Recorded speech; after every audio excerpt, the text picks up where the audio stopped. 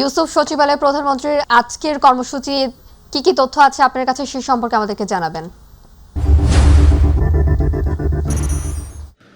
শাওন, আপনি জানেন যে প্রধানমন্ত্রী তারেক রহমান প্রতিদিনই সকাল ৯টার পরপরই অফিসে প্রবেশ করেন।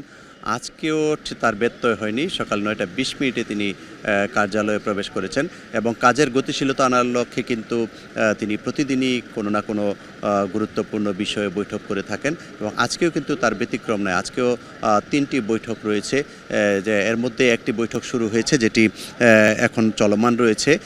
আজকের যে বৈঠকটি, এর মধ্যে ৩টি বৈঠকের মধ্যে যে বৈঠকটি শুরু হয়েছে সেটি সকাল ৯টা ২০ তিনি কার্যালয়ে প্রবেশ করার পর ৯টা ৩০ সেই বৈঠকটি শুরু হয়েছে।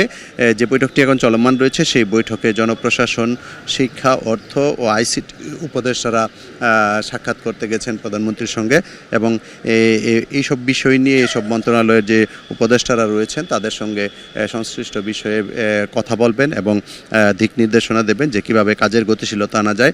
এই বৈঠকটি শেষ হওয়ার পর সকাল 11:30টায় আরও একটি বৈঠক রয়েছে।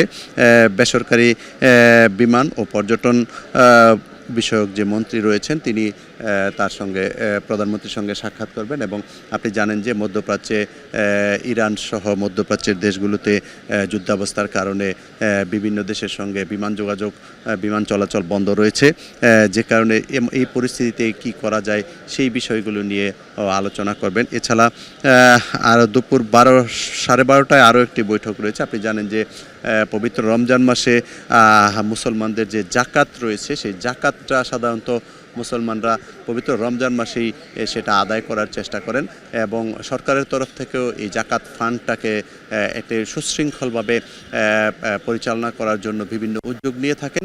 সেই জাকাত ফান্ড নিয়ে জাকাত বিষয়ে আলোচনা করার জন্য একটি বৈঠক রয়েছে। সেই বৈঠকে হয়তো সিদ্ধান্ত হবে যে সরকারের তরফ থেকে যে জাকাতের ফান্ড, সেই জাকাতের ফান্ড কীভাবে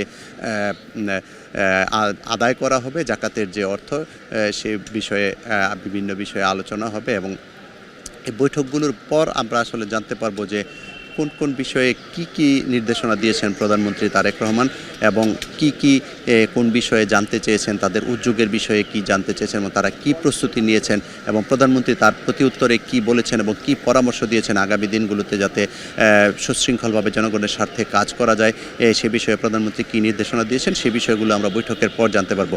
তবে ধারণা করা হচ্ছে কিছুক্ষণ পরই এখন যে বৈঠকটি চলছে সেই বৈঠক থেকে উপদেষ্টারা বেরিয়ে আসবেন। বেরিয়ে আসলে আমরা চেষ্টা করব তাদের সঙ্গে কথা বলার জন্য। আমরা গণমাধ্যম কর্মীরা প্রধানমন্ত্রী সচিবালয়ে যে কার্যালয় রয়েছে সেই কার্যালয়ের সামনে অপেক্ষা করছি।